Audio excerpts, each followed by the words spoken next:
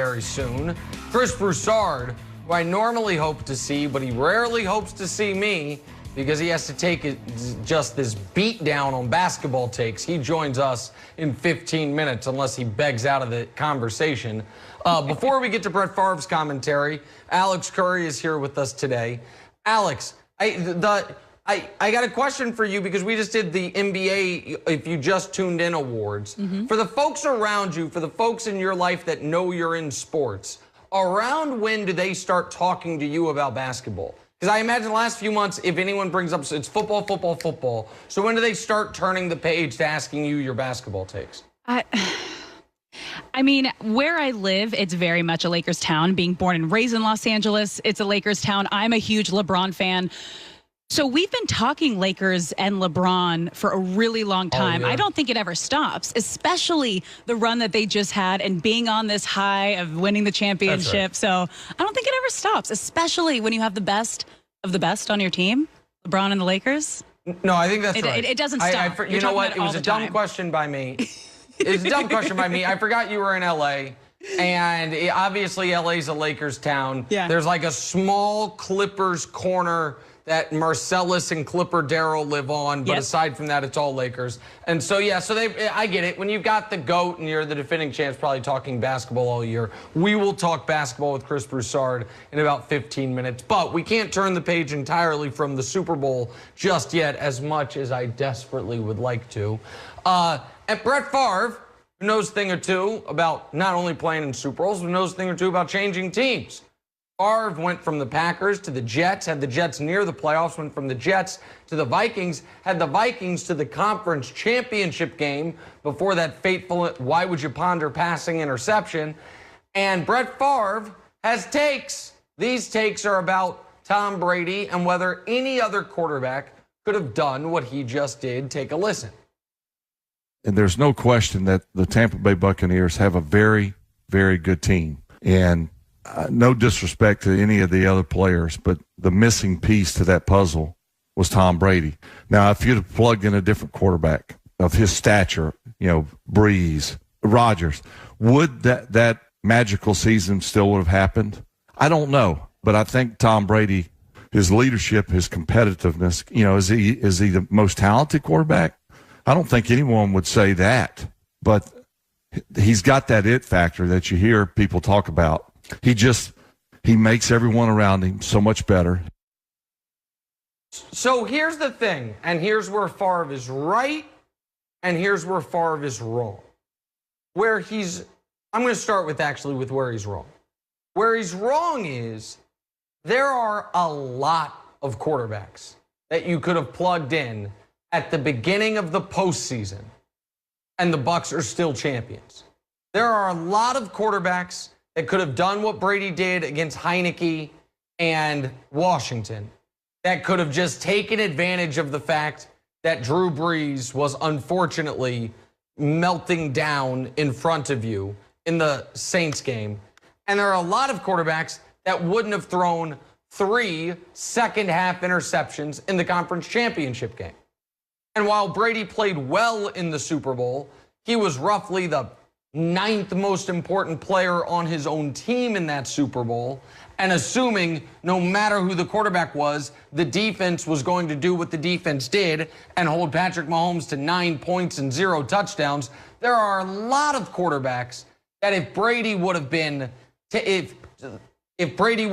knocked out during the first round of the playoffs and his backup would have been, he mentions Aaron Rodgers. I don't know if Breeze could have done it because Breeze seemed to be at the end of the run. But I think there are 15 quarterbacks that could have done what Brady did in the divisional round conference championship game in the Super Bowl, and the Bucs are still champions because the story of their run was what that defense did, and you can't even say the story of the run was the Brady playing a clean game, because against the Saints, Brady almost threw 3 picks. Against the Packers, he did throw 3 picks. And against the Chiefs, the story was obviously the defense.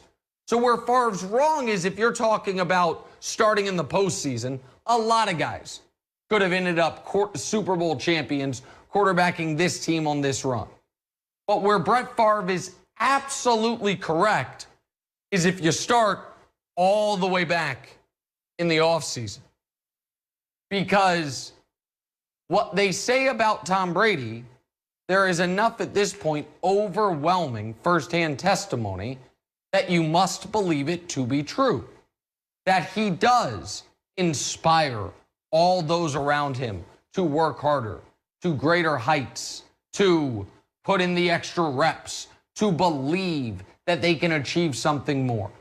He does set the standard of excellence and preparation and give everyone on the roster a further confidence that, you know what, we can do this. We are never actually the underdogs because we have the greatest player of all time.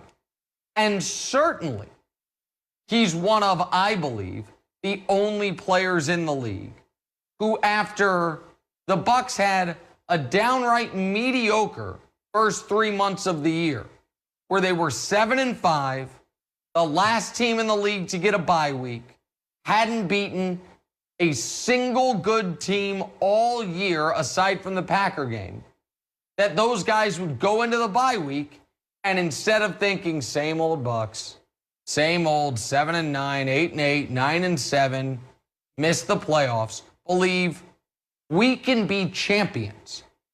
And as an added bonus, Brady taking a bit of a page out of LeBron's book, put his hands on the levers of general managing and convinced the team to bring in Antonio Brown. He's the only guy Gronk would have come out of retirement for. I think because Brady was there, they were more likely to take a flyer on Leonard Fournette.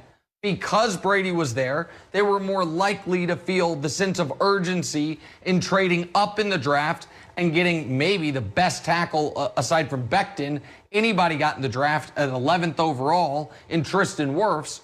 All of that has Tom Brady's fingerprints all over it.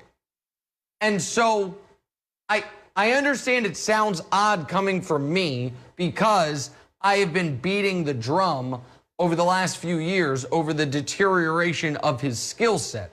And prior to this year, I wasn't wrong. Prior to this year, all of the numbers confirmed and Bill Belichick's own decisions confirmed he was seeing the same thing. Now this year, Brady was excellent. He once again not only fought off aging, but seemed to reverse aging somewhat.